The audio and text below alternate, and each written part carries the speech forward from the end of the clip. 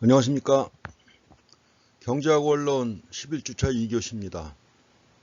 지난 시간에 하던 그 거시기 분야 7장 경제성장 이론과 경제성장 정책인데 이번 시간에는 그 경제성장 정책을 중심으로 해가지고 몇 가지 보겠습니다.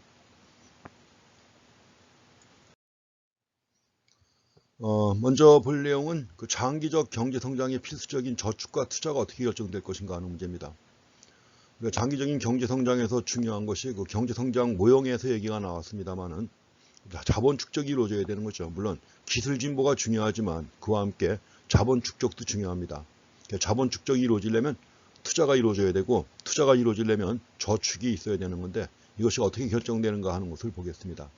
그리고 국가 간의 경제 성장의 차이를 가져오는 가장 중요한 게 자본 축적이죠.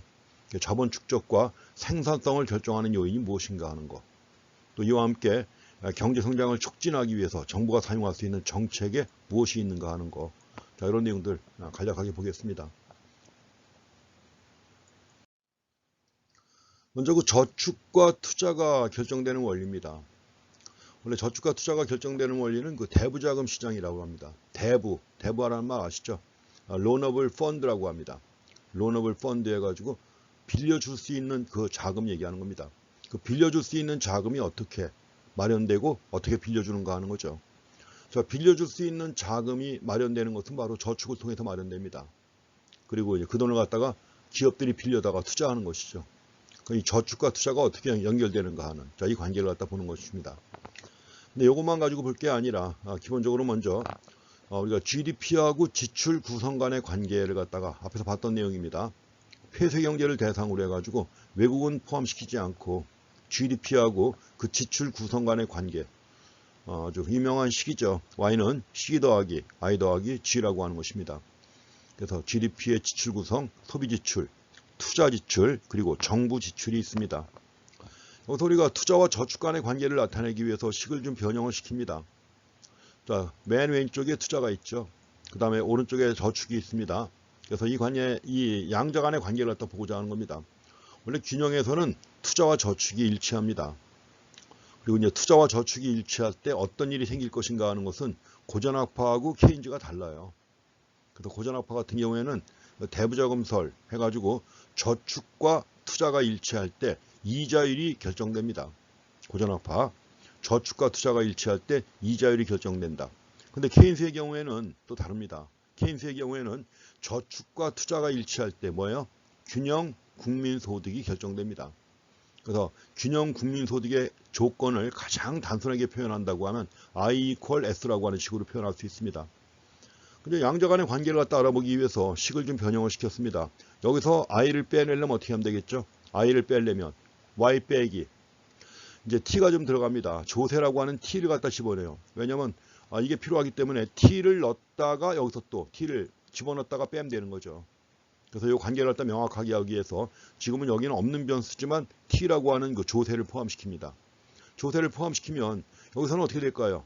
여기서는 위의 식에서는 I는 Y 마이너스 I 하게 되면 I는 Y 마이너스 C 마이너스 G가 되겠죠. 그래서 마이너스 G를 갖다 이쪽으로 보내고 여기다가는 이제 Y 마이너스 T를 집어넣은 다음에 C를 뺐습니다. C를 빼고 여기다 T를 뺐으니까는 여기다 T를 집어넣고 관계가 성립이 되죠. 그래서 이렇게 본다면 그러면 Y에서 우리가 소득에서 세금 빼고 나머지 소비했습니다. 소비하고 남은 게 뭐죠? 저축이죠. 소득에서 세금을 뺐습니다. 이게 뭐죠? 가처분 소득이죠. 가처분 소득이고 거기서 가처분 소득 중에 일부를 갖다 소비했죠. 남는 게 뭐예요? 저축입니다. 남는 게 저축인데 요 저축은 민간 저축이라고 하는 것입니다. 그래서 여기서 Y에서 T를 빼고 C를 뺀 나머지 요거는 바로 민간 저축이 되는 것입니다. 여기 나와 있죠. 민간 저축 이렇게 되는 것이고 그 다음에 이거는 정부가 세금을 걷었습니다. 정부가 세금을 걷어가지고 그 중에 일부를 갖다 지출했단 말이에요. 그럼 이거 바로 뭡니까? 세금을 걷어가지고 다 쓴 게 아니라 남겼다. 이 바로 정부 저축이라고 하는 겁니다. 그래서 T-G는 정부 저축이라고 하는 겁니다. 그래서 여기 나와 있는 정부 저축이 되는 것이죠. 그래가지고 요걸 갖다가 이제 요건 민간 저축, private savings. 요거는 정부 저축해가지고 가버먼트 세이빙스입니다. 가지고 두 개를 더하니까 이게 저축이 되는 거죠. 그래서 결국 맨 앞에 나와 있는 I하고 맨 끝에 나와 있는 S가 같다는 것입니다. 저축과 투자가 일치한다는 거죠. 이 관계를 갖다 한번 체크해 주시고요. 다시 한번 얘기하지만 여기서 민간 저축, 원래 이런 식으로 식을 변형시키는 것은 앞으로 많이 써야 될 내용입니다. 그래서 여기서 자, 민간 저축 SP는 뭐예요? 이거죠. 가처분 소득 빼기 소비입니다. 그 다음에 오른쪽에 있는 정부 저축이 있는데 정부 저축 SG는 뭐예요? 조세 빼기 정부리 출이에요. 조세에서 정부리 출을 갖다 뺀 것이다. 그래서 이렇게 정리한다 그러면 결국 투자와 저축이 일치한다는 겁니다. 투자와 저축이 일치한다. 근데 여기서 투자와 저축이 항상 일치하느냐? 사후적으로는 투자와 저축이 일치합니다. 그렇지만 사전적으로는 투자와 저축이 다를 수가 있습니다. 사전적, 사후적. 앞에서 썼던 얘기죠. 우리가 수요 공급을 얘기를 할 때 사전적. 자, 수요라고 하는 것도 사실은 뭐예요? 수요는 구매하고자 하는 욕구 아니에요. 구매하고자 하는 욕구. 실제로 구매한 거예요. 구매하려는 욕구. 그래서 수요가 사전적 개념이라고 그랬죠. 사전적이라고 할 때는 플랜드, 계획된 것입니다. 근데 여기서 사전적으로 볼 땐 투자와 저축이 다를 수밖에 없죠. 다를 수 있다고 했는데 같을 수 있다. 그렇지만 일반적으로 다르다는 겁니다. 그 이유가 뭘까요? 그것도 이유도 중요합니다. 사전적으로 볼 때는 투자와 저축이 다르다. 그 이유가 무엇이냐? 주체가 달라요. 자, 투자는 누가 합니까? 기업이 하는 거죠. 저축은 누가 합니까? 가게가 합니다. 투자는 기업이 하는 것이고 저축은 여기 이 모형에서는 가게하고 정부가 하는 거죠. 가게와 정부가 저축을 합니다. 주체가 달라요. 주체가 다르고 또 동기가 다릅니다. 우리가 투자를 갖다 하는 이유는 뭐죠? 투자를 통해서 뭔가 기대 수익을 얻고자 하는 것이죠. 그리고 만약에 가게가 저축을 한다고 하면 그 이유가 뭐예요? 이자 소득을 목적으로 하는 겁니다. 이자 소득을 얻기 위해서 저축을 하는 것이고 기업은 미래 기대 수익을 목적으로 투자하는 것입니다. 그래서 사전적으로 투자와 저축이 다르다고 하면 그 이유가 뭐다? 주체가 다르고 투자와 저축의 주체가 다르고 동기가 다르기 때문에 두 가지가 같을 수가 없습니다. 물론 이제 우연히 일치할 수는 있겠죠. 그렇지만 같을 수는 없는 겁니다. 여기서 다를 수 있다고 했는데 다를 수 있는 게 아니라 뭐예요? 정확하게 표현하려면 같을 수 있다는 거죠. 어쩌다가 우연히 일반적으로는 다른데 우연히 같을 수가 있다. 이렇게 표현해야 되는 것입니다. 참 우리 책 아주 서툰 책 중에 하나고 여러 가지 표현도 그렇고 그렇습니다.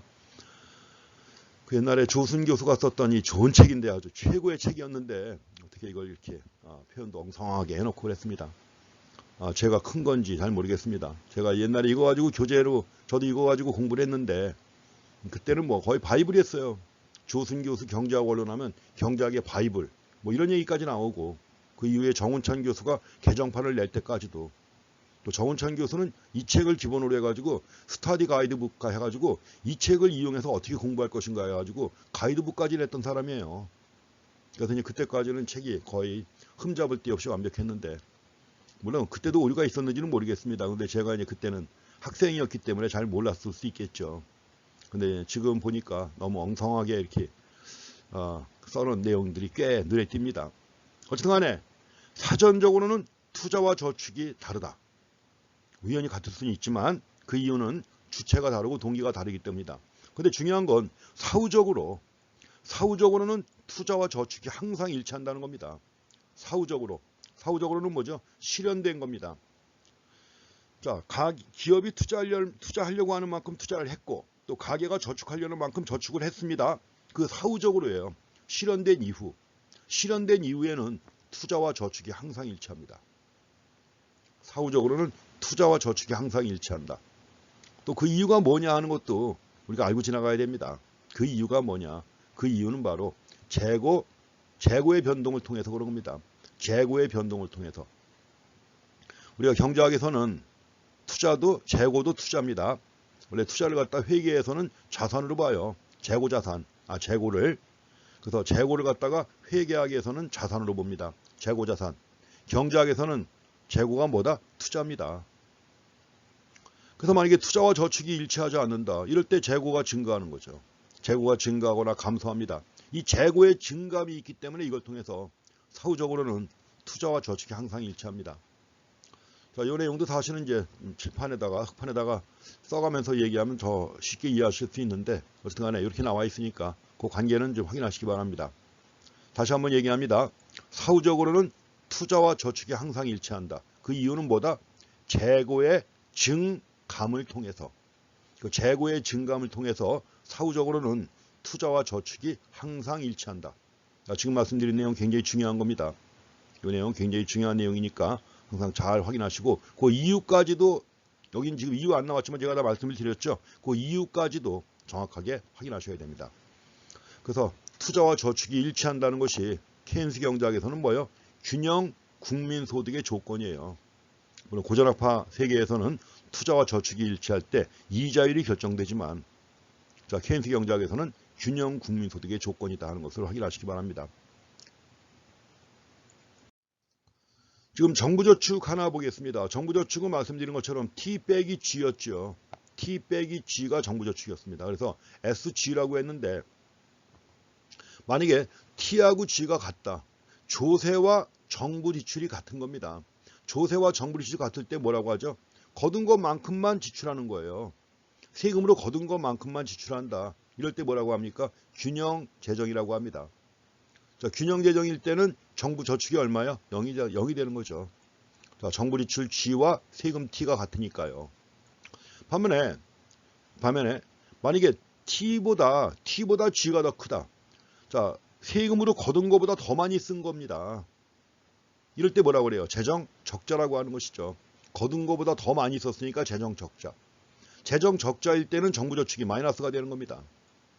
정부 지출이 세금보다 많아요. 정부 지출이 세금보다 많다. 이럴 때 적자라고 하는 것이죠. 물론 이 적자가 발생하면 어떻게 할까요? 정부가 보통 국채를 발행하죠. 국채를 발행해가지고 필요한 자금을 조달합니다.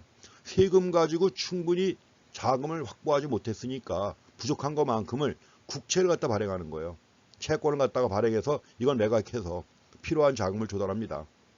근데 이제 채권을 매각하게 되면 어떻게 될까요? 그걸 누가 구입하는 거죠? 채권을 갖다가 발행했다. 누가 사는 거예요? 민간이 사는 거죠. 민간이 이걸 매입하기 때문에 따라서 그 매입한 것만큼 투자에 공급될 총 저축이 감소하게 됩니다. 매입하고 나서니까 자금의 여유가 없잖아요.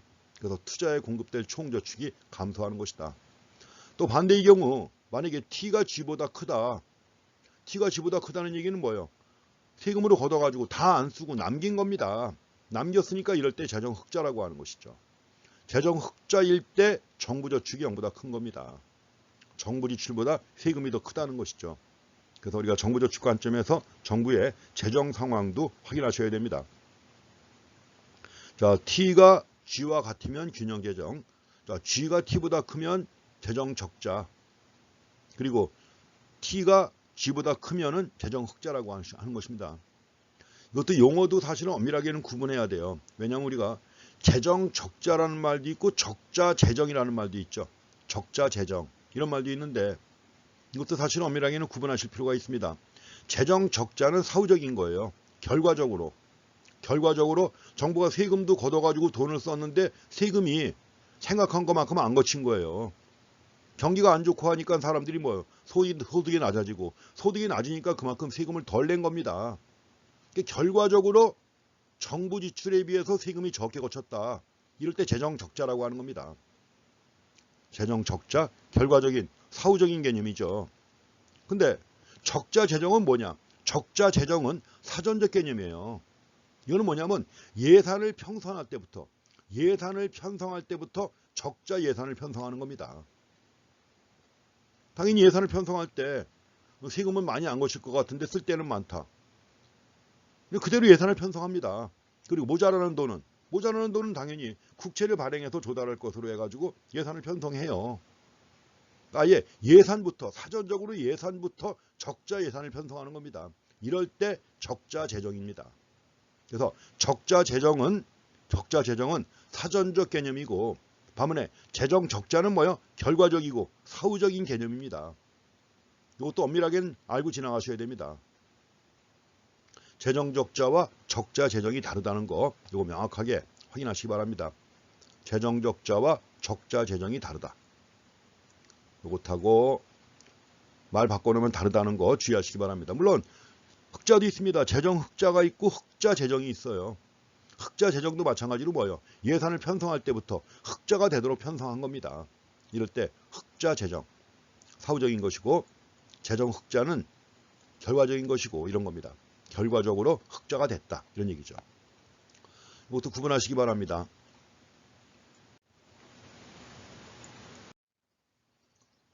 다음에 이제 국가경제 저축과 투자해가지고 개방경제를 좀 보겠습니다.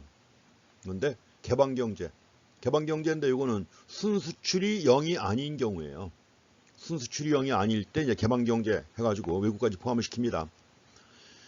여기다 이제 앞에서 봤던 것처럼 I입니다. I고 Y-T-C는 뭐예요? Y-T-C는 민간저축입니다. T-C는 정부저축입니다. 여기에서 순수출을 뺍니다. 순수출을 빼준다. 그렇다고 하면 이 앞에 있는 것이 아까 얘기했지만 SP 더하기 SG였죠. 거기다가 여기서도 마찬가지로 순수출을 빼줍니다. 그렇게 되면 결국 어떻게 되는 거죠? 오른쪽이 S인데 S-NX가 되는 거죠. 이제 S-NX가 됩니다. 그래서 아까 I equal S에서 순수출을 집어넣어 가지고 I equal S-NX가 된 겁니다. 그럼 이걸 또 조정을 합니다. 이걸 또 조정을 해가지고 SP 민간저축이에요. 민간저축 마이너스 투자입니다. 이게 민간저축입니다. 민간저축인데 여기서 투자를 빼요. I를 빼고 그 다음에 I를 뺀 다음에 그 다음에 오른쪽 거 T-G가 있죠. 이 T-G를 갖다가 더합니다. 더하게 되면 결국 뭐가 되는 거예요? X-M이 되는 거죠. 이건 밖으로 빠져나가서 이것이 밖으로 빠져나가가지고 빠져나가서 X-M이 되는 겁니다. 그래서 SP 자 요거하고 다 지금 뒤죽박죽 섞인 겁니다. SP하고 I하고 SP-I 그 다음에 T-G 한 다음에 이걸 정리하면 X-M이 돼요. 이거 굉장히 중요한 관계입니다. 왜냐하면 자 국내 경제하고 외국 경제의 경우 순수출 간의 관계를 갖다 연결시킨 거예요. 이 관계를 잘 이해해야 합니다. 요새 경제가 완전 글로벌 경제고 자 외국과 무역이 엄청 많이 이루어지고 그 과정에서 환율 문제가 엄청 부각되는데 이걸 의외로 잘 모르는 분들이 꽤 많아요. 국내 경제에 대한 이해는 어느 정도 있는데 외국이 포함돼 가지고 환율하고 경상수지가 들어가니까 뒤죽박죽 이해를 못하는 겁니다. 하다못해 전문가들도 이해를 못해요. 정부 부처에 있는 정책을 갖다가 책임지는 국장, 실장 이런 애들도 토론회 이런 데서 나가다 보면은 엉뚱한 얘기하다가 누가 지적하면은 실실 웃으면서 제가 깜빡했습니다. 이런 소리나 하고. 여러분들 잘 알아두시기 바랍니다. 이 관계 굉장히 중요한 관계입니다. SP-I 민간 저축 마이너스 투자 더하기 정부저축입니다. 정부저축 이거하고 X-M 수출 빼기 수입이에요. 수출 빼기 수입하게 되면 이게 0보다 크다면 뭐죠? 경상수지 흑자가 되는 거죠. 무슨 얘기냐면 민간 및 정부의 초과저축 민간 저축이 투자보다 많은 겁니다. 또 마찬가지로 정부저축이 투자보다 많은 거예요. 지보다 많은 거예요. 이러니까 당연히 민간저축이 플러스고 정부저축도 플러스죠. 이 초과저축인데 이 초과저축이라고 하는 게 경상수지 흑자와 동일하다는 것입니다. 민간 및 정부의 초과저축 투자를 초과하는 초과저축입니다. 초과저축이 또 정부 리수를 초과하는 초과저축이 경상수지 흑자와 동일하다는 거 이걸 잘 확인하셔야 됩니다. 아주 중요한 얘기입니다. 자, 민간 및 정부의 초과저축은 경상수지 흑자와 동일하다. 잘 생각해 보시고 꼭 정리하고 지나가실 아주 중요한 내용입니다. 자, 실제로 미국에서 2000년부터 2008년까지 미국 경제 최고의 전성기를 보일 때입니다. 이때가 흔히 뉴 이카노미라고 해가지고 이때 나왔던 용어들이 골디락스 경제니 별 희한한 얘기들이 많이 나왔습니다. 왜냐면 아주 최고의 경제, 물가 상승도 없이 물가도 오르지 않으면서 경제는 최고 호황을 보인 때예요. 한 10년 넘게. 그래서 이때를 갖다가 뉴 이카노미라고 해서 신경제, 거기다 또 파이낸셜 타임스에서는 미국 경제를 빗대가지고 이게 골디락스 경제다. 골디락스 경제. 그러면서 미국 경제에 대해서 아주 좋게 평가하던 그런 식인데 이게 무너진 게 2007년 말 글로벌 금융위기부터 무너졌죠. 그래서 그 최고의 호황을 보였던 10년 동안 미국의 경우 막대한 경상수지의 적자가 나타납니다. 미국은 원래부터 경상수지가 흑자를 보인 적이 거의 없어요. 흑자를 보인 적이 거의 없는데 이때는 더더구나 경기가 워낙 좋다 보니까 외국에서 좋다는 거 다 수입해다가 소비하죠. 수입은 엄청 증가하는데 수출이 그만큼 따라가요? 못 따라가죠. 그래서 미국은 막대한 경상수지 적자를 갖다 보였는데 이 경상수지 적자가 더더구나 막대한 경상수지 적자가 발생한 중요한 이유 중에 하나가 재정적자도 그 이유가 됐습니다. 물론 수입을 많이 한 것도 이유지만 미국 정부의 재정적자도 문제가 됐던 거예요. 원래 미국은 오랫동안 재정적자 유지해 왔습니다. 재정이 흑자를 보인 적이 거의 없어요. 워낙 지출을 많이 하니까. 그렇지만 이때 들어와가지고 이제 재정 적자하고 또 낮은 민간 저축. 미국은 저축률이 낮은 나라예요. 더더구나 2000년부터 아주 최고의 호황을 보여왔으니 뭐예요? 소비하는데 열을 올렸죠. 저축을 합니까? 안 하죠. 그래서 미국의 막대한 경상수지 적자가 정부의 재정 적자와 정부의 재정 적자도 이유가 되고 또 뭐예요? 민간의 낮은 저축과 밀접한 관련이 있다는 것입니다. 그래서 미국의 경우 꽤 오랫동안 경상수지 적자와 재정 적자가 함께 유지가 되어 왔는데 그래서 이 두 가지 합쳐가지고 트윈 데피시트 뭐예요? 쌍둥이 적자라고 합니다. 경상수지 적자와 재정 적자가 계속 함께 이어져 온 거예요. 그래서 이걸 쌍둥이 적자라고 해서 많이 언론이나 이런 데서 표현하고 있습니다.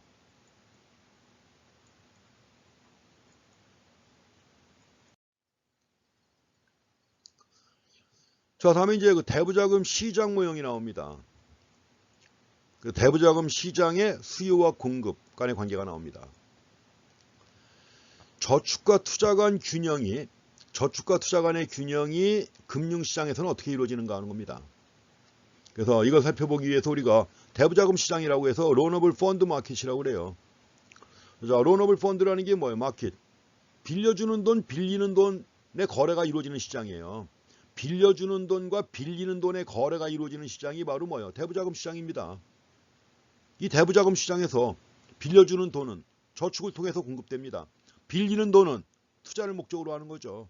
그래서 대부자금 시장이라고 하는 게 저축과 투자가 연결되는 시장입니다. 그럼 대부자금에 대한 수요가 나옵니다. 자, 대부자금 시장이니까 당연히 대부자금에 대한 수요와 공급이 성립되는 거죠. 대부자금에 대한 수요와 공급. 그러면 대부자금 시장의 자금 수요는 어떻게 나올까요? 왜 수요가 발생하죠? 투자를 하기 위해서, 투자를 위해서 빌리는 겁니다. 대부자금 시장의 대부자금에 대한 수요라고 하는 게 바로 뭐예요? 투자에 필요한 자금이에요.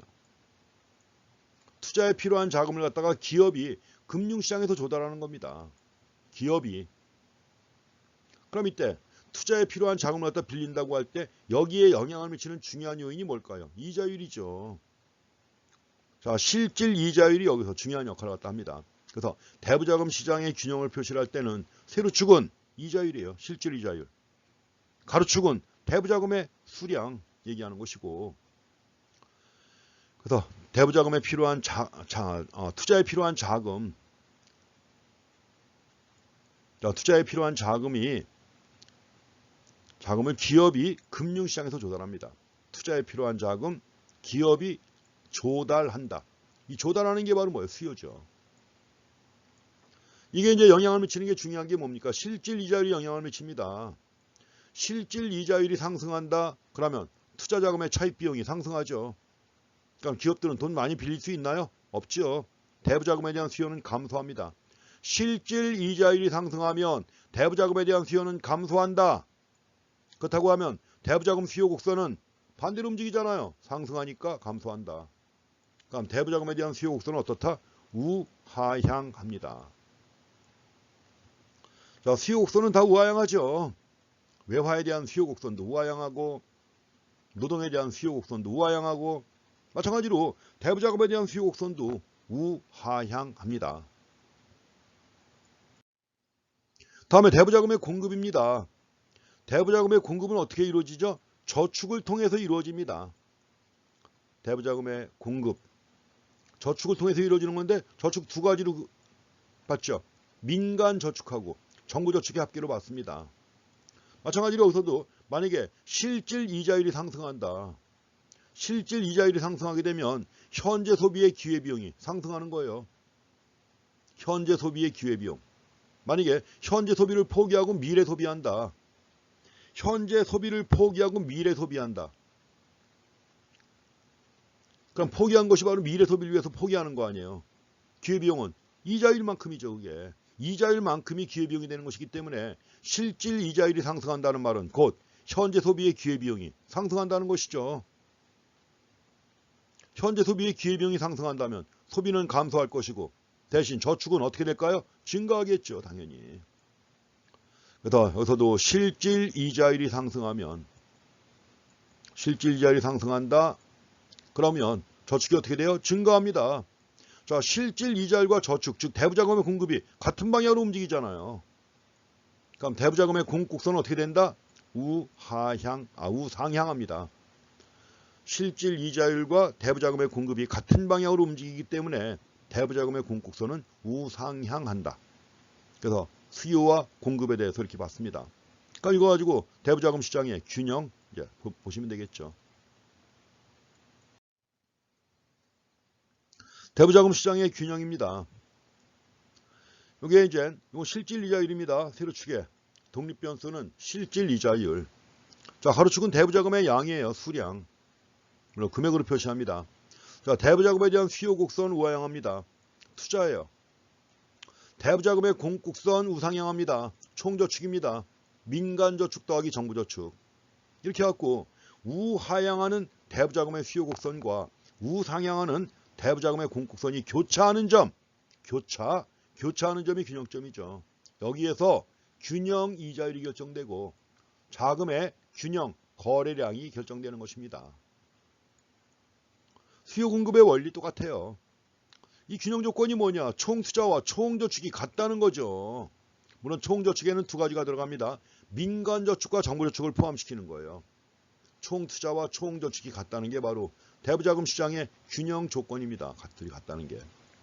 그래서 균형에서 실질 이자율과 균형 실질 이자율과 균형 거래량이 결정되는 겁니다. 물론 여기서는 이제 자, 실질 이자율 이외에 대부자금의 수요와 공급에 영향을 미치는 여러 가지 요인들이 있지만 그런 것들은 뭐예요? 일정 불변이라고 가정한 겁니다.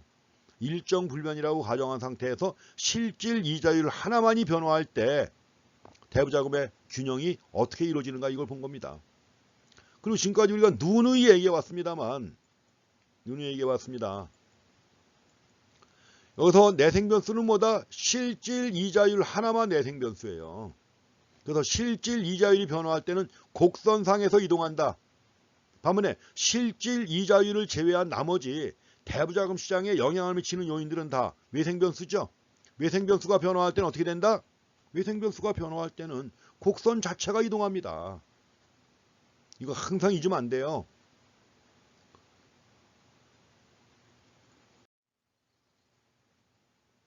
그럼 이제 대부자금 시장에 기타 영향을 미치는 다른 요인들은 뭐가 있느냐? 여기서 우리가 지금 외생변수를 찾아보고자 하는 겁니다. 대부자금 시장에 영향을 미치는 외생변수에는 뭐가 있느냐? 한번 찾아보시죠. 외생변수.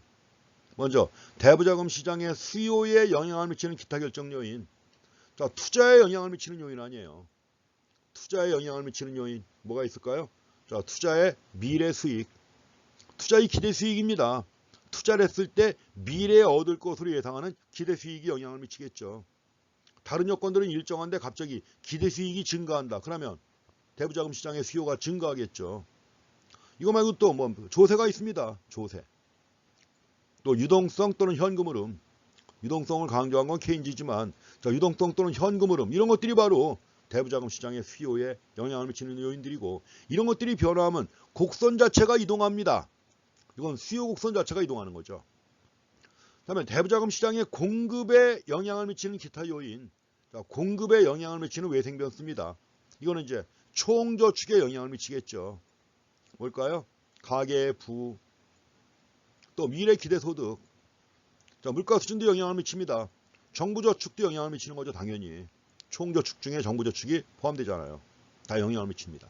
이런 것들이 바로 공급에 영향을 미치는 외생변수고, 외생변수기 때문에 외생변수가 변화할 때는 곡선 자체가 어떻게 된다? 이동하는 거죠. 수요 곡선, 공급 곡선이 이동합니다.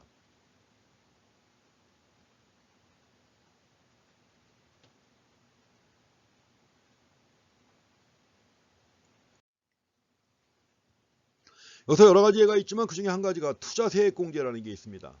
투자세액공제 효과. 이거는 뭐냐면 투자를 장려하기 위해서, 투자세액공제입니다.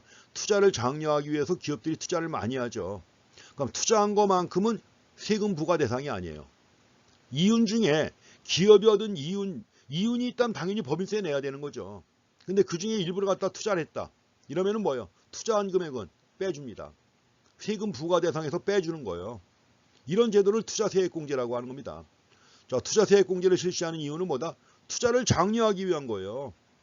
기업들이 투자를 많이 해야만 자본 축적이 이루어지고 나라의 생산 능력이 증가하고 경제가 성장하는 거죠.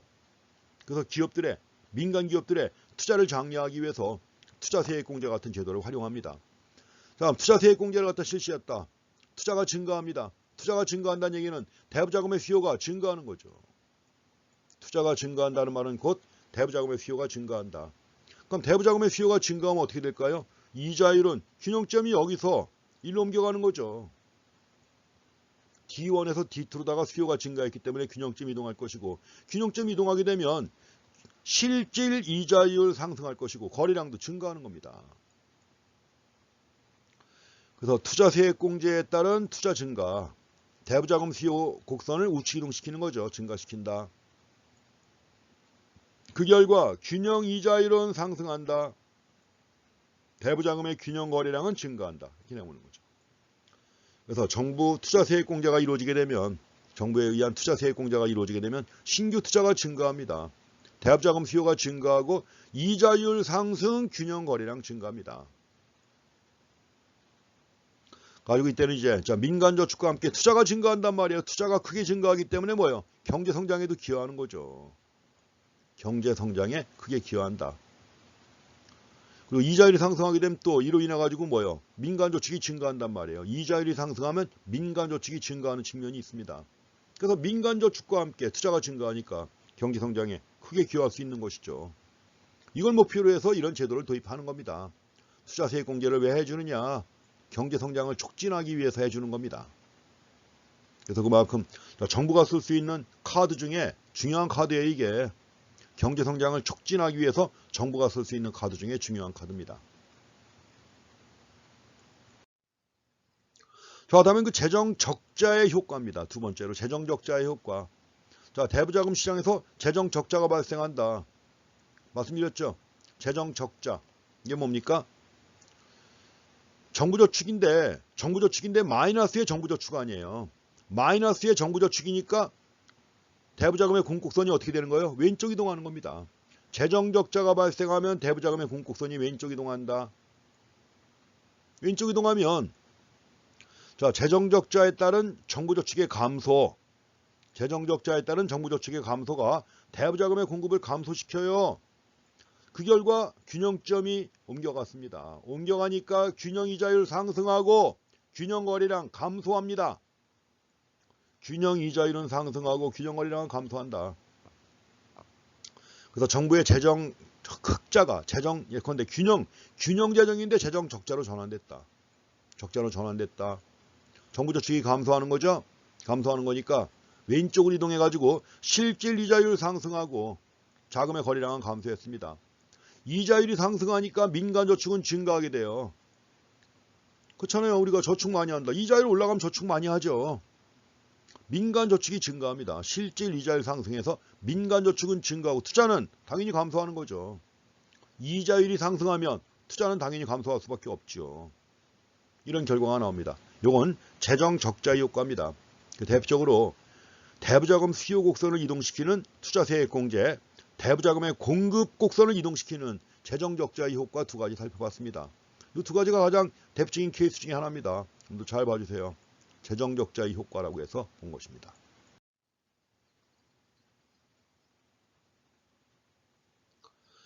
자, 다음에 그 재정적자 효과에 이어가지고 하나 더 보게 되면 여기서 나타나는 게 구축 효과라는 게 있습니다. 자, 좀 전에 봤던 내용 이어서 이제 보는 것입니다.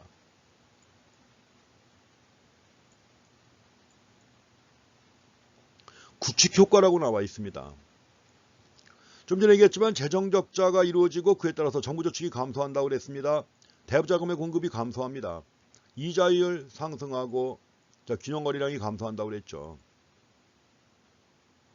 여기서 재정적자라고 하는 것은 재정적자가 왜 생길까요? 정부가 돈을 마구마구 쓰는 거예요. 정부 지출이 증가합니다. 정부 지출이 크게 증가하니까 적자가 발생하는 거란 말이에요. 정부 지출 증가로 재정적자가 발생했다. 재정적자가 발생하니까 결과 지금 우리가 본 것처럼 뭐예요? 균형 이자율이 상승했단 말이에요. 이자율이 상승하고 이자율이 상승하면 당연한 것이지만 민간 투자가 어떻게 됩니까? 감소하는 거죠. 이때 민간 투자가 감소한 그만큼 어떻게 되는 거예요? 자본 축적이 둔화될 것이고 자본 축적이 둔화되게 되면 당연히 경제 성장이 둔화되는 거 아니에요. 근데 여기서 지금 재정 적자가 발생한 이유는 정부 지출이 증가했기 때문에 발생한 겁니다. 재정 적자가 발생한 이유가 정부 지출이 증가했기 때문에 발생하는 건데 우리가 알고 있지만 정부 지출이 증가하면 국민소득은 증가하잖아요. 정부 지출이 증가하면 국민소득은 증가합니다. 가지고 경제가 성장하는 거 아니에요. 근데 이제 중요한 건 이로 인해 가지고 민간 투자가 감소한단 말입니다. 민간 투자가 감소하고 민간 투자가 감소해 가지고 국민소득을 감소시켜서 경제 성장을 둔화시킨다는 거예요. 이런 효과를 구축 효과라고 합니다. 자, 책에 보면 자세히 나와 있습니다. 영어다. 구축 효과는 영어로 크라우딩 아웃 이펙트라고 합니다. 크라우딩 아웃 이펙트 해가지고 구축 효과라고도 하고 상쇄 효과라고도 합니다. 또 잠식 효과라고도 합니다. 근데 어려운 말들이죠. 제일 쉬운 말로 번역한 게 뭐냐? 밀어내기 효과입니다. 구축 효과를 갖다가 가장 쉽게 표현하면 밀어내기 효과예요. 정부 지출을 갖다 증가시켜가지고 정부 지출을 증가시켜가지고 국민소득을 증가시켰지만 그로 인해 가지고 민간 투자가 감소한단 말이에요. 그로 인해 가지고 민간 투자가 감소하고 민간 투자가 감소함으로써 국민소득을 다시 감소시키는 겁니다. 이게 바로 밀어내기 효과. 물론 밀어내기 효과 있죠. 근데 이제 문제는 구축 효과가 크냐?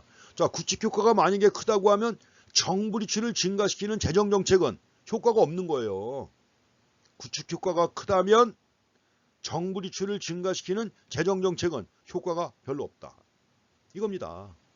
그래서 이 구축 효과의 크기를 놓고서 고전학파 계열의 학자들, 고전학파나 통화주의자, 또 케인스 계열 학자들, 케인즈나 케인스학파 결의 차이가 엄청 크고 이걸 가지고 50년대, 60년대 엄청 치열한 논쟁이 벌어졌습니다. 근데 여전히 그래요. 여전히 고전학파 계열의 학자들은 구축 효과는 매우 크다. 따라서 재정정책은 효과가 매우 작다. 쓰지 마라 이거죠. 거기에 비해서 케인스나 케인스학파는 구축 효과가 있다고 해도 매우 작다. 그러니까 재정정책의 효과는 매우 강력하다. 따라서 재정정책을 주로 써야 된다는 게 케인스학파의 주장입니다.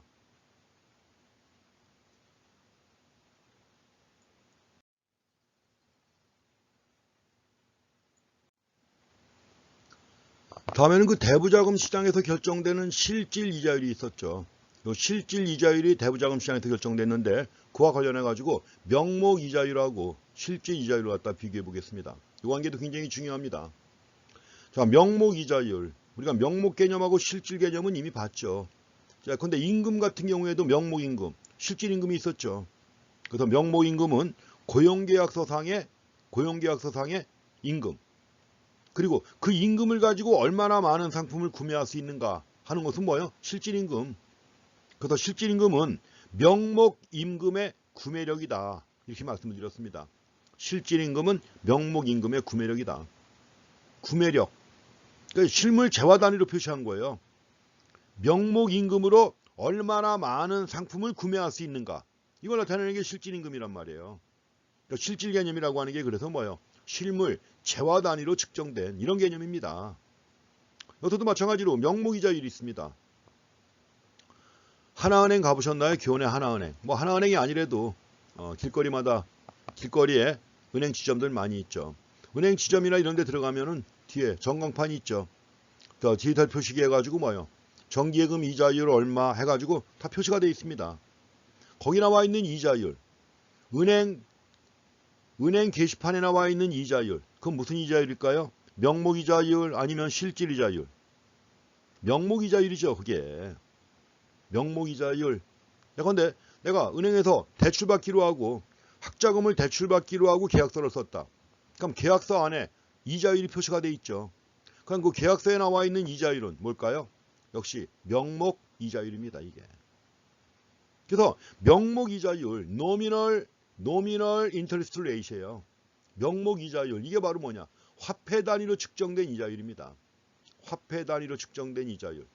그런데 100만 원 예금했는데 1년 후 원금이자 합쳐가지고 110만 원 된다. 그럼 이자가 10만 원인 거죠. 이자가 10만 원이라면 명목이자율은 얼마예요? 10%입니다.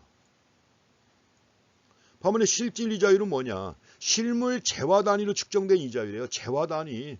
실물 재화 단위로 측정된 이자율이다. 그래서 컴퓨터 100대를 빌렸다 쉽게 얘기하면 컴퓨터 100대를 갖다 빌렸는데 1년 후에 110대를 갖다 줘야 됩니다. 10대를 더 줘야 되는 거죠. 이럴 때 이게 바로 실질 이자율입니다. 역시 10%죠. 가지고 명목이자율하고 실질 이자율 개념인데 이런 일이 왜 생기느냐? 이런 일이 바로 물가 때문에 발생하는 겁니다. 인플레이션율 때문에 발생하는 거예요. 그래서 우리가 명목이자율하고 실질 이자율 간의 관계를 갖다가 확인하셔야 합니다.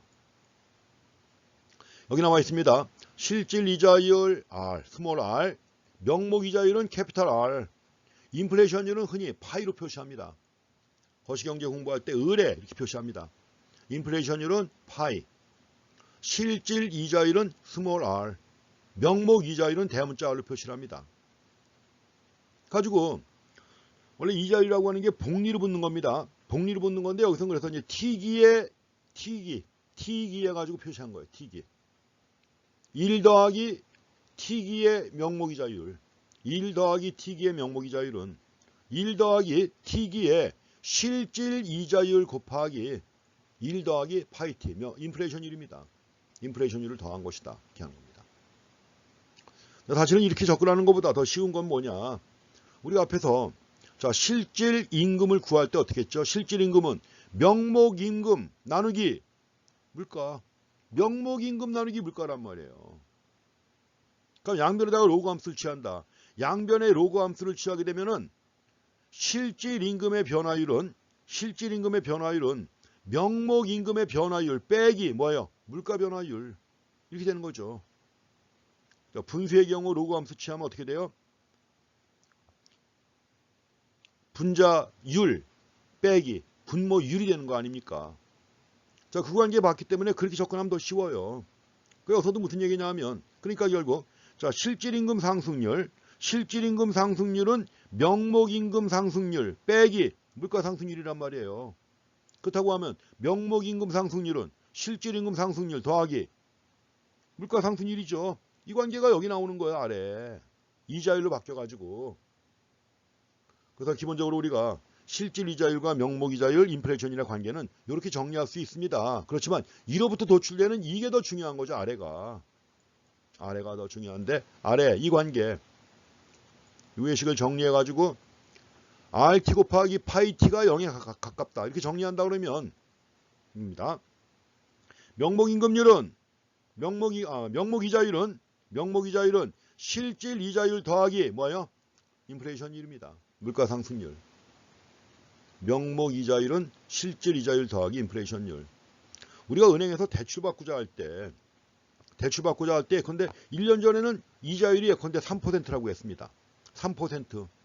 근데 갑자기 물가가 많이 오를 것 같다. 이런 상황이 돼요. 물가가 오를 것 같다. 그럼 은행은 물가가 오르면 당연히 피해보는데 3% 이자율 그대로 적용할까요? 아니죠. 그러니까 6개월에 갔더니 이자율이 올랐어요. 그 오른 이자율이 왜 오른 거냐? 예상 인플레이션율. 물가 상승이 예상되니까 돈을 빌려주면서 실질 이자율에다가 그 예상 인플레이션율을 더해가지고 명목 이자율을 제시하는 거예요. 올랐죠, 당연히. 물가 상승이 예상되면 명목 이자율은 상승하는 것입니다. 이 관계를 처음 정리한 학자가 어빙 피셔라고 하는 미국의 경제학자입니다. 그래서 이 식을 갖다가 피셔 방정식이라고 그래요. 아주 유명한 식입니다. 피셔 방정식. 사실 별 얘기 아니죠. 우리가 다 알고 있는 거고 생활에서 또 많이 겪는 건데 이걸 체계적으로 처음 정리한 인물입니다. 어빙 피셔. 자, 피셔가 어디 또 나오죠? 피셔. 우리가 화폐 수량설이라고 하는 게 또 있습니다.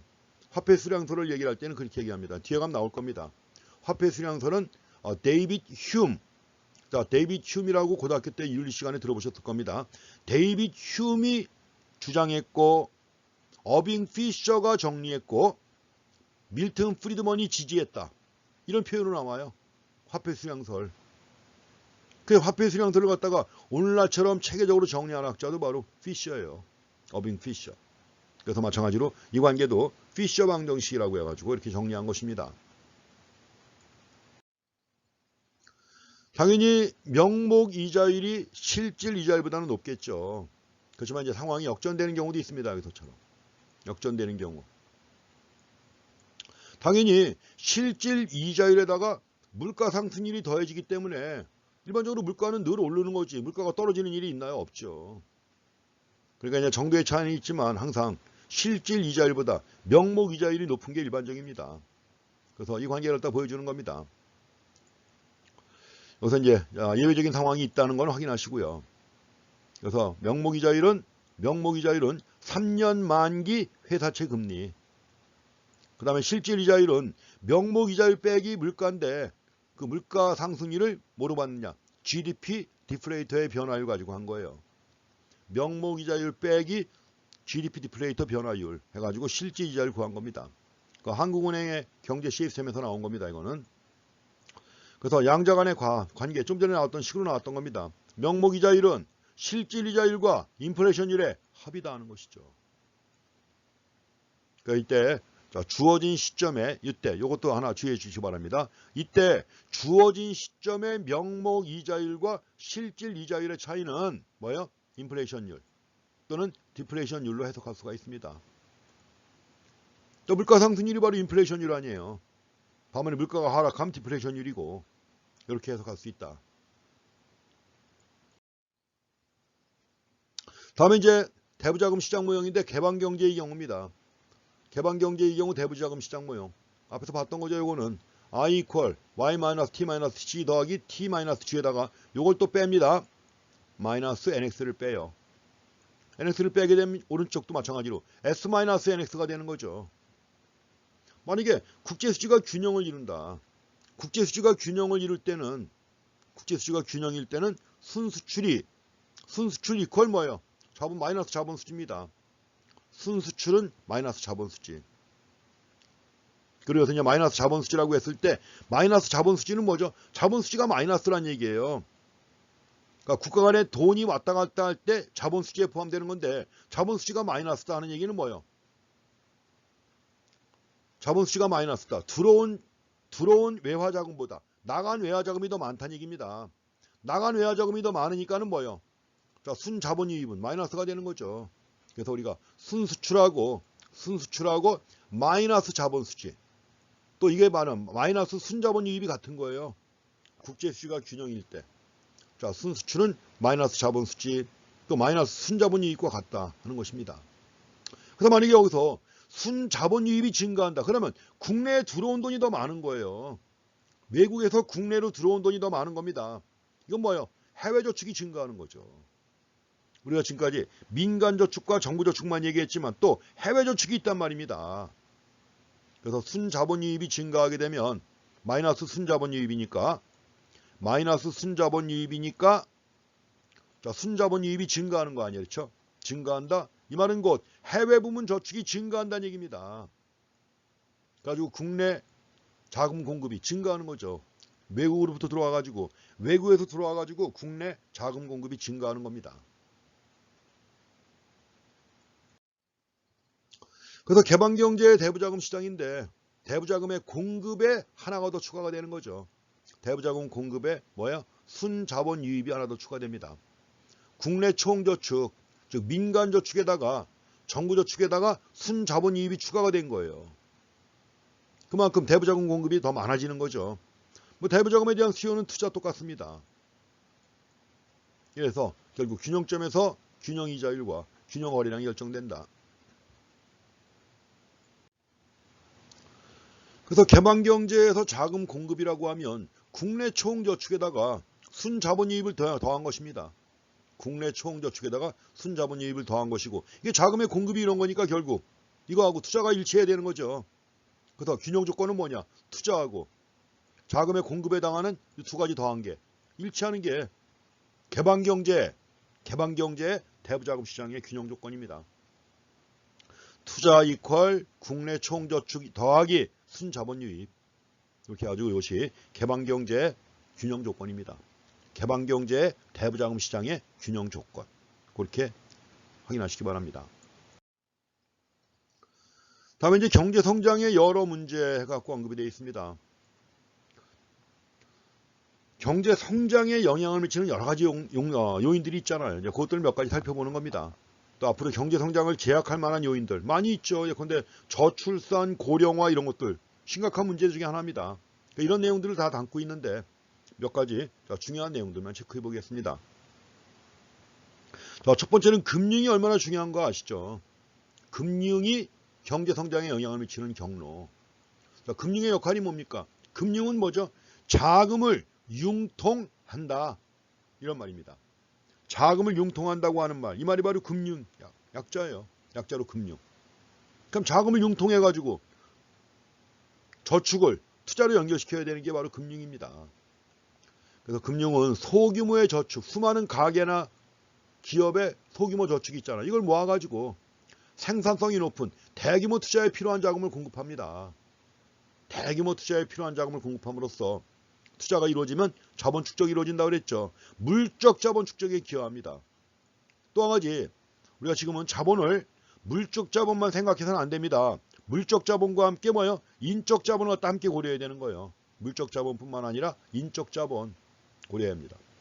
자, 인적 자본 투자가 이루어지려면 또 뭐예요? 교육에 대해서 투자를 해야 되는 것입니다. 그래서 이것뿐만 아니라 이제 교육 투자를 원하는 사람에게 자금을 갖다 공급하죠. 그렇게 함으로써 인적 자본 축적도 이루어지고 나가서 소득 불평등의 완화 및 세대 간 경제적 이동성에도 영향을 미칩니다. 가지고 충분한 자금이 공급돼 가지고 이자율이 낮아지게 되면 투자 비용은 또 감소하는 거예요. 충분한 자금이 공급돼서 이루어지게 되면 투자 비용도 감소하는 거죠. 이자율이 낮아지니까. 그래서 실제로 많은 나라 보게 되면 금융제도가 잘 발달되어 있고 경제 성장률이 높은 나라들 중에서 금융제도도 잘 발달되어 있고 성장률이 높은 나라들 중 많은 경우에 경제 성장의 주요 원동력이 뭐냐? 좋은 금융제도입니다.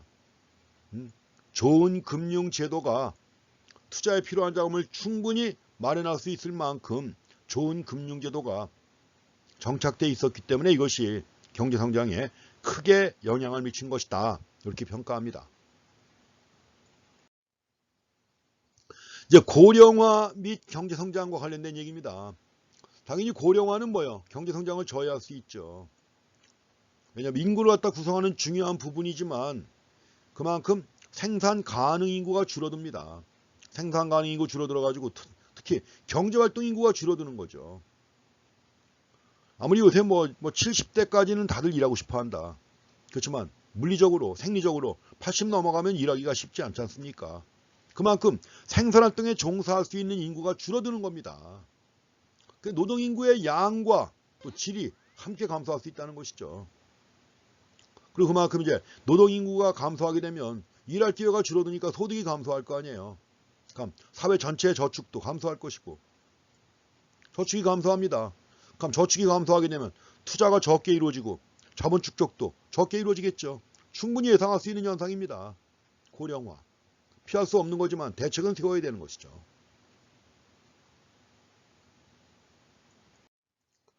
다음에 이제 소득 불평등에 대한 내용도 보셔야 됩니다. 왜냐하면 일반적으로 경제 성장 과정에서 소득 분배가 불평등해지는 것은 많은 나라에서 나타난 결과입니다. 그래서 자, 특히 그 90년대 이후 들어와서도 마찬가지입니다. 90년대 이후에도 불평등도하고 경제 성장 간에 음의 상관관계가 있다는 것이 밝혀졌어요. 마이너스의 상관관계가 있다는 것이 밝혀집니다. 음의 상관관계가 있다는 것. 그래서 이제 과거의 통념과도 다른 실증 분석 결과로 나타난 겁니다. 뭐 과거에도 쿠지네츠 가설 같은 게 있었습니다. 사이먼 쿠지네츠. 자, GDP 개념을 갖다가 처음으로 만든 사이먼 쿠지네츠가 여러 분야에 걸쳐서 그러니까 계량경제 분야의 도사인 사람이에요. 가지고 계량경제 기법을 이용해 가지고 다양한 분석을 많이 합니다. 이런 내용도 쿠지네츠가 분석을 한 거예요. 그래서 쿠지네츠의 U자 가설이라는 것도 나옵니다. 쿠지네츠의 U자 가설 해가지고 경제 성장의 초기 단계에는 불평등이 심해진다. 그러다가 경제 성장의 후기 단계에 가면 불평등도가 개선한다는 얘기입니다. 개선된다. 왜냐하면 이제 초기 단계에는 성장의 혜택이 소수의 계층에만 집중된다는 얘기입니다. 그러니까 분배 상태가 악화되는 거죠. 그러다가 어느 정도 성장이 이루어진다면은 성장의 혜택이 골고루 퍼지기 때문에 불평등도가 낮아진다는 겁니다. 이걸 설명하는 게 사이먼 쿠지네츠의 U자 가설이에요. 그런 것이 이제 90년대 이후에도 경제 성장과 불평등도 간에 음의 상관관계가 있다는 거 아니에요. 성장이 이루어지게 되면 그만큼 불평등도가 낮아진다는 거 아닙니까? 성장이 이루어지게 되면 불평등도가 낮아진다는 거. 그래서 이런 실증 분석 결과가 나옵니다.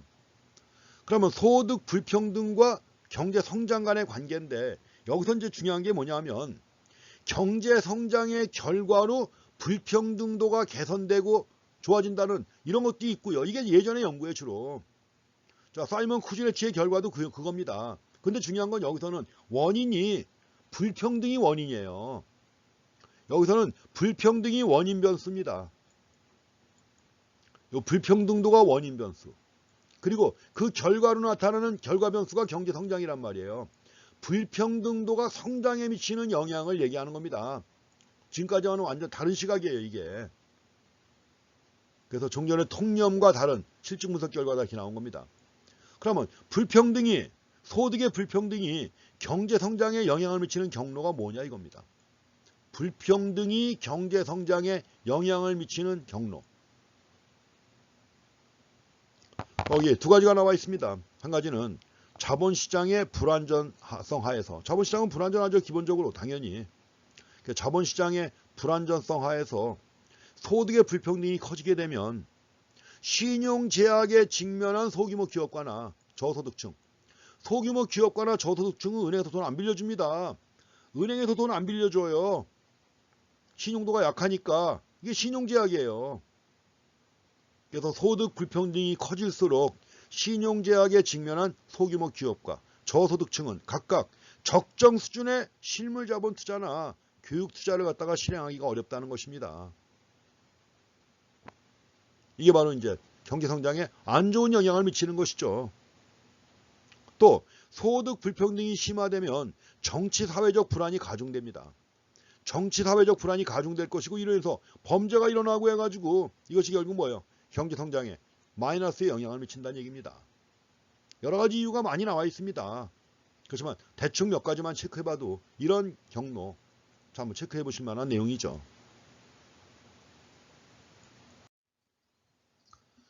그래서 이제 근래 들어와서는 소득 불평등이 중요한 게 아니라 이거보다는 계층 간의 이동 가능성이 더 중요하다는 주장이 많이 나옵니다. 소득 불평등보다 계층 간 이동 가능성이 더 중요하다. 그러니까 쉽게 얘기하면 개천에서 용이 날 수 있는 그런 사회, 이게 가능성이 있다는 얘기입니다. 개천에서 용이 날 수 있는 그런 사회래야 이게 앞으로 성장 가능성도 그렇고 바람직하다는 거죠. 근데 우리가 지금 많은 경우 얘기할 때 어떻게 합니까? 계층 사다리, 계층 간 사다리를 먼저 올라간 사람이 사다리 걷어차기, 나 자기 올라갔으니까 더 이상 올라오지 말라 이거죠. 사다리 걷어차기가 지금 우리 사회에서 만연되고 있지 않습니까? 이게 큰 문제라는 거예요. 그래서 예전에, 꽤 오래전에 그 케임브리지 대학의 장하준 교수가 쓴 책 중에 사다리 걷어차기라는 게 있습니다. 그러니까 먼저 선진국이 된 국가들이 뭐예요? 후진국이 따라오지 못하게 사다리 걷어찬다는 얘기입니다. 그 장하준 교수한테 아주 큰 상을 알려준, 큰 상을 받게 만들어준 그런 책인데, 근데 지금 계층 사다리가 점점 없잖아요. 그렇죠? 이게 그만큼 중요하다는 걸 생각하셔야 됩니다. 소득 불평등보다도 오히려 계층 사다리가 더 중요하다. 이런 주장이 있습니다. 그래서 계층 간 이동이 신축적으로 이루어질 수 있도록 하는 게 보다 중요하다는 것이죠. 그러니까 고등학교만 나와도 의사시험에 합격하면 의사가 될 수 있고, 고등학교만 나와도 사법시험 합격하면 판사, 검사, 변호사가 될 수 있는 그런 사회. 이런 사회가 이동이 자유로운 사회고, 그런 사회가 성장이 더 빠를 수 있다는 것입니다. 자, 그래서 이런 점도 생각해 보실 필요가 있습니다. 교육을 많이 받으면 이동 가능성이 높다. 정책과 제도가 성장 친화적이라면 사람들은 자기의 처지를 개선하기 위해서 노력할 거란 말입니다. 근데 생각해 보세요. 내가 죽어라고 해봤자 계층 사다리가 없어가지고 불가능하다. 사람들은 좌절하죠. 뭔가 가능성이 보이고 희망이 있을 때 노력을 한다는 거예요. 또 여러 가지 인종이라든가 종교라든가 지역이라든가 성이라든가 이에 따른 차별이 있으면 또 이동 가능성이 뭐예요? 저하되는 거죠. 유리천장이니 뭐니 해가지고 이동 가능성이 없다. 그럼 올라가려고 길을 쓰지도 않아요. 가능성이 전혀 없는데 누가 애를 쓰겠습니까? 안 쓰죠. 이런 것들이 그만큼 중요하다는 겁니다. 계층 간 이동 가능성. 물론 이제 적절한 재분배 정책이 성장을 촉진합니다.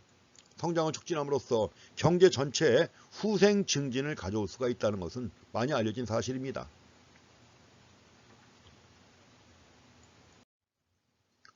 자, 이제 경제 성장 정책입니다. 정부가 할 수 있는 정책.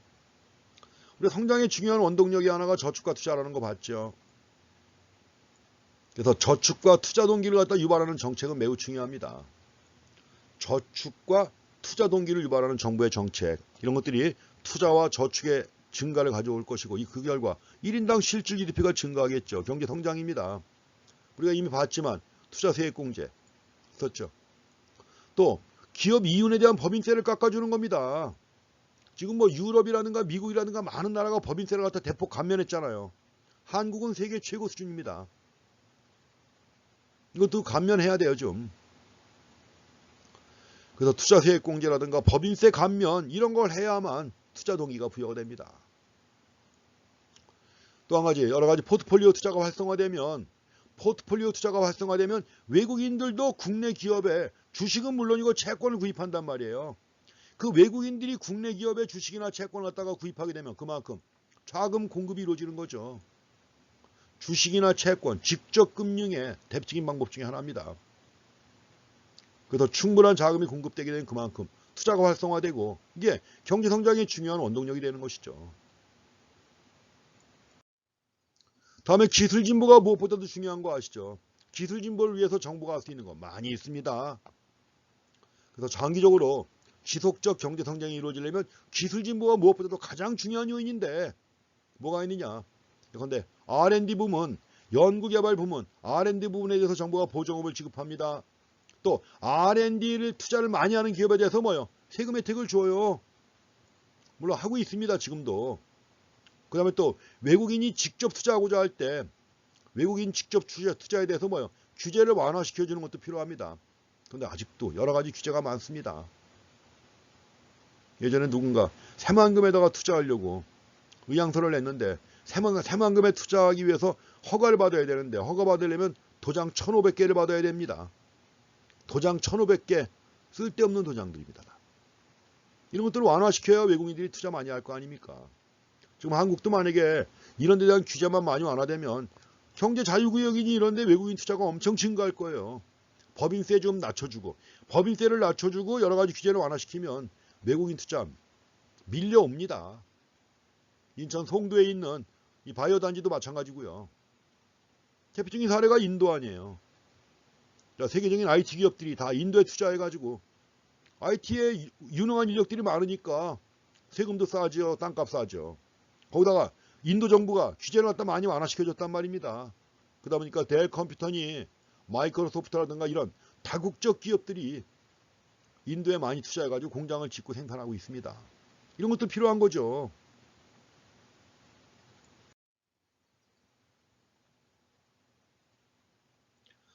자, 다음은 그 인적자본 축적을 위한 정책입니다. 인적자본 축적이 얼마나 중요한가 아시죠? 교육 투자를 갖다가 늘리게 되면 당연히 위생 상태가 개선이 됩니다. 국민 건강 수준이 향상돼 가지고 생산성이 높아집니다. 더더구나 교육에 대한 개선을 통해서 뭐요? 인적 자본에 교육 투자라고 하는 것은 인적 자본에 대해서 뭐요? 수학 체증이 존재한다는 거 아시죠? 전통적으로 모든 자본 투자의 경우에도 수학 체감이 적용되지만 인적 자본 축적에는 수학 체증이 존재합니다. 생산성을 높일 수 있다는 것이죠. 그다음 앞으로 기술 진보가 이루어지려도 인적 자본 축적이 이루어져야 되는 겁니다. 자, 이렇게 해가지고 여러 가지 경제 성장을 위한 정책들도 몇 가지 살펴봤습니다. 뭐 책에는 읽을 거리 해가지고 더 얘기들이 많이 나와 있는데 그 읽을 거리라고 나와 있는 거 있죠. 그것들은 각자 한 번씩 읽어보시기 바랍니다. 그 사례와 관련돼서 나온 거니까 꼭 한번 읽어보시고요.